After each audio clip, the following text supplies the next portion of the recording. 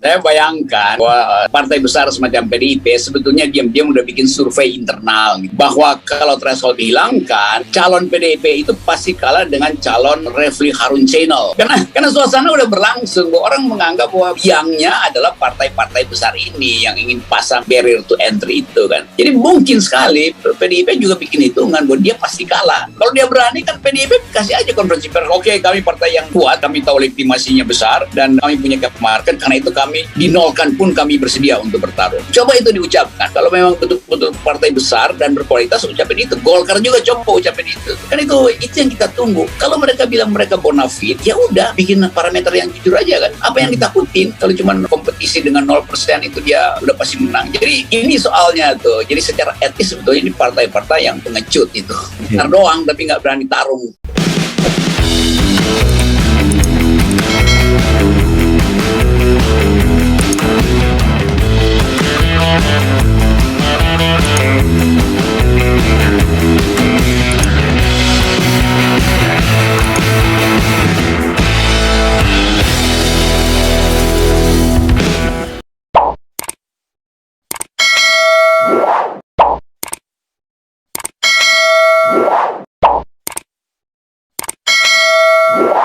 Beberapa hari lalu saya secara lagi ngopi terus datang sekelompok anak muda milenials itu nanya ke saya, apa sih itu presidential threshold itu kan. Lalu saya terangkan dan mereka menganggap bahwa itu memang ide bagus karena kami ingin agar supaya tidak ada batas partisipasi politik. Jadi bayangkan anak-anak SMA ini juga akhirnya tahu kepentingan kita dengan presidential threshold itu untuk membatalkan itu. Itu adalah juga pikiran milenials. Itu saya kagum betul tuh. Bukan sekedar pakar hukum ternyata yang peduli isu ini. Isu ini udah masuk sampai ke taraf pembicaraan anak-anak milenials bahwa Indonesia gagal karena pakai presidential threshold. Bagi mereka, ngapain sih pakai presidential threshold? Mereka bilang begini, kalau kami, Bang Rocky, dia juga panggil saya Bang, nih, anak-anak muda ini. Kalau kami mau bikin partai milenials, kami mau langsung ikut pemilihan presiden. Nggak perlu ditunggu lagi tahun depan.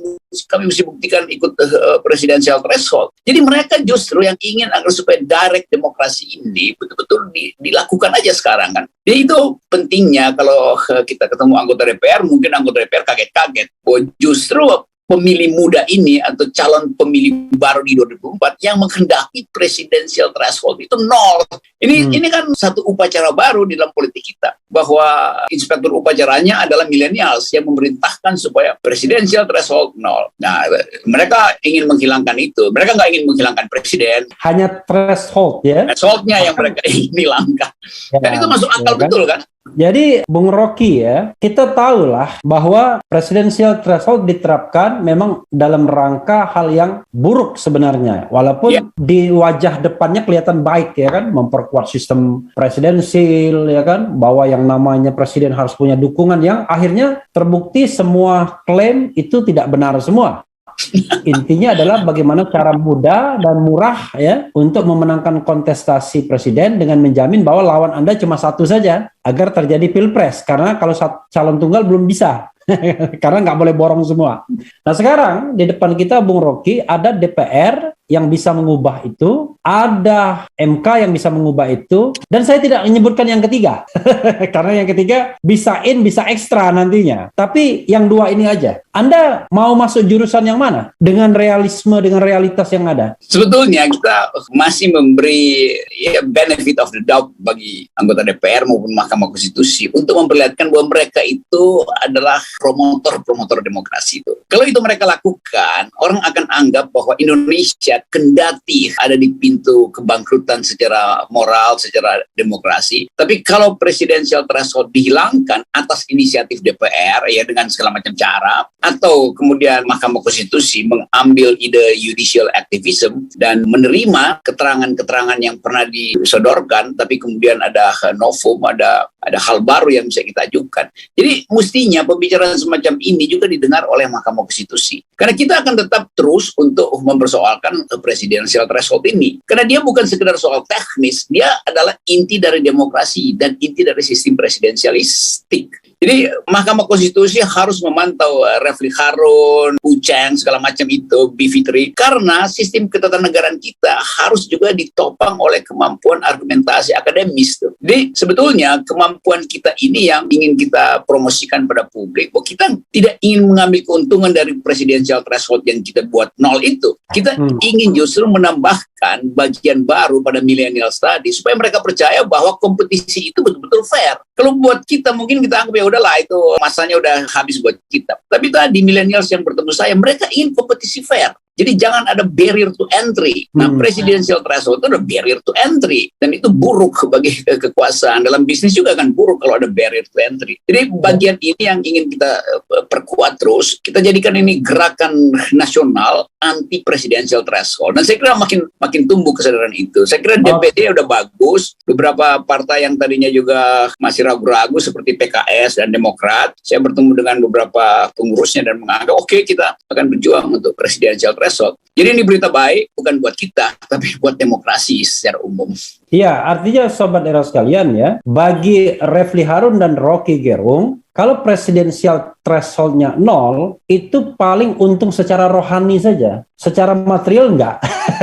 Ya. Karena kita kemudian merasa paling tidak ikut berjasa dalam memperjuangkan demokrasi kita ya, demokrasi elektoral yang jauh lebih fair. Dan barangkali mudah-mudahan dari pintu sana yang 0% itu bisa muncul pemimpin-pemimpin yang kira-kira jauh lebih lebih baik mungkin ya. Ya, jauh lebih bermutu lah. Kan begitu banyak pemimpin di daerah, juga tokoh-tokoh akademis daerah yang ingin menguji kemampuan dia dibandingkan dengan tokoh-tokoh yang ada di baleho gitu kan. Karena kalau dinolkan itu begitu banyak potensi kita untuk compete. Saya mau jadi calon presiden, Refli Harun mau jadi calon presiden. Tetapi keinginan itu semacam angan-angan aja, karena terantuk pada langit-langit kaca gitu, glass ceiling gitu, yang kita cuma bisa lihat ada kompetisi, padahal sebetulnya itu palsu. Jadi betul-betul kita ingin agar sebuah Mahkamah Konstitusi itu ambil inisiatif untuk melakukan terobosan itu, dan kita akan paksa itu secara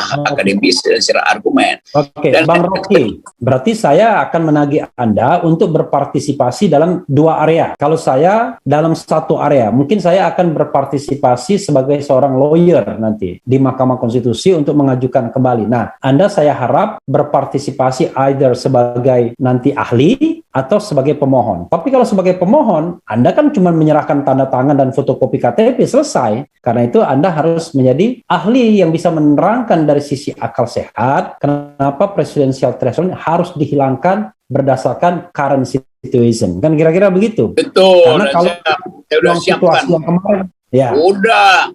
Saya udah siapkan PowerPoint, saya udah siapkan grafik-grafik, referensi segala macam itu. Karena sebetulnya kita ingin bagian ini kita selesaikan tahun inilah, supaya nggak ada lagi semacam pekerjaan rumah untuk mereka, untuk elit di depan kan. Karena ini gangguan pencernaan politik kita diganggu oleh threshold ini itu.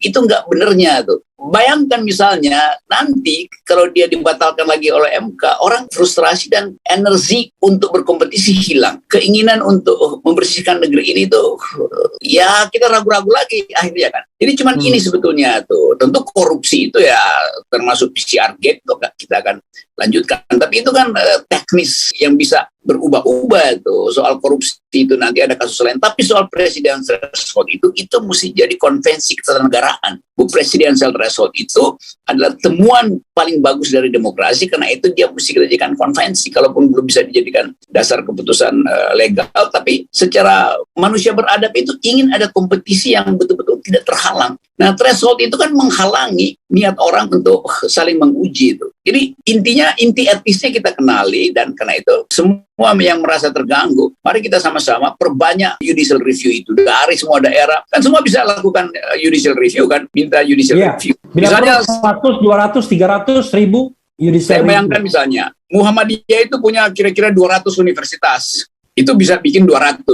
Demikian juga LSM di Indonesia mungkin udah 500, ya udah 700. Jadi ribuan dalil bisa kita ajukan supaya Mahkamah Konstitusi betul-betul dia ini serius betul. Jadi gerakan ini akan kita pelopori supaya kita bisa jumpalitan dengan konsep ini. Ya, sahabat era sekalian, intinya adalah kesempatan ini juga saya dan Bang Rocky ingin mengkampanyekan, ayo kita tolak sama-sama presidensial threshold, salam 0%, dan nanti jalannya kita geruduk MK rame-rame. Yes. Dan ajukan permohonan sebanyak-banyaknya. Tidak usah saling tunggu, duluan saja. Pokoknya kita bertemu di jalan, bila perlu kita bertemu di Tanah Abang. Sama-sama mau mengajukan permohonan, ada 700 pihak. Karena Tanah Abang MK sudah dekat itu berarti.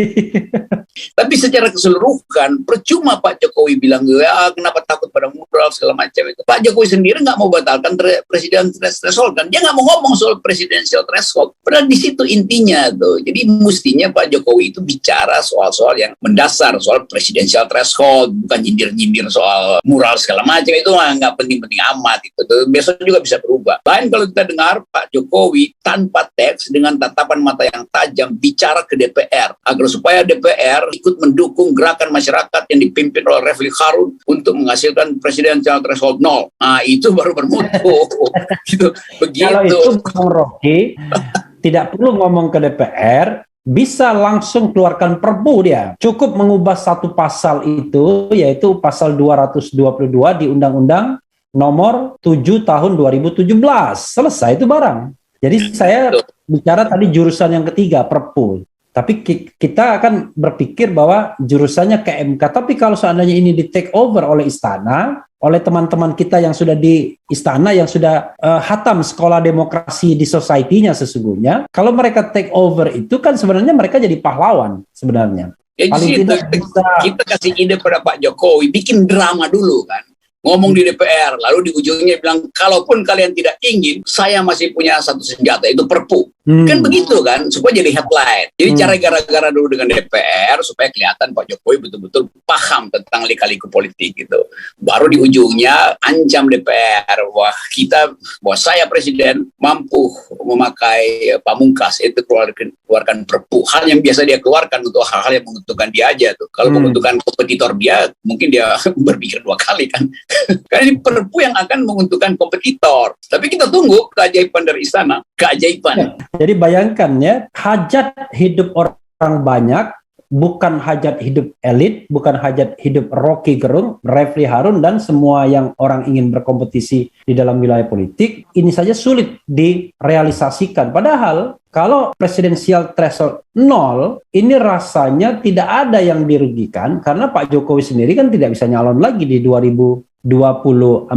Sementara partai seperti PDIP yang sudah dijamin ada golden ticket, itu juga tidak kehilangan haknya, ya kan, untuk mengajukan pasangan calon. Sekarang memang dia punya hak eksklusif karena sudah lebih dari 20%, tetapi dia kan tidak hilang haknya. Jadi kalau kita hidup bersama-sama dalam politik kewarganegaraan yang lebih beradab, ya, barangkali kan memberikan kesempatan kepada orang dan kita sama-sama berkompetisi itu jauh lebih membahagiakan daripada kita lari tapi kita start 100 meter di depan. Saya bayangkan bahwa partai besar semacam PDIP sebetulnya diam-diam udah bikin survei internal gitu, bahwa kalau threshold dihilangkan, calon PDIP itu pasti kalah dengan calon Refli Harun Channel, kira-kira begitu.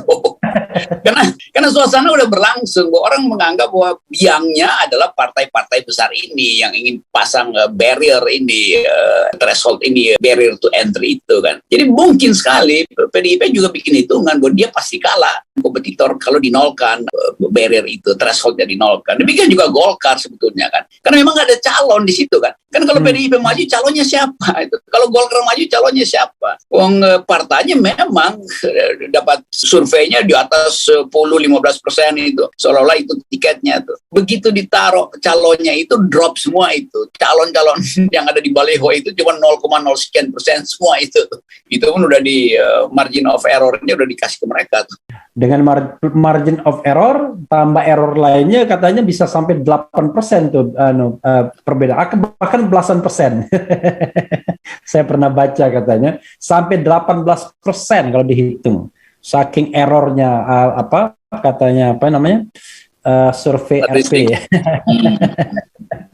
Polster begitu RP dibilang. ketakutannya justru di situ tuh. Kalau dia berani kan ya PDIP kasih aja konferensi pers. Oke, kami partai yang kuat, kami tahu legitimasinya besar dan kami punya captive market, karena itu kami dinolkan pun kami bersedia untuk bertarung. Coba itu diucapkan. Kalau memang betul-betul partai besar dan berkualitas, ucapin itu. Golkar juga coba ucapin itu.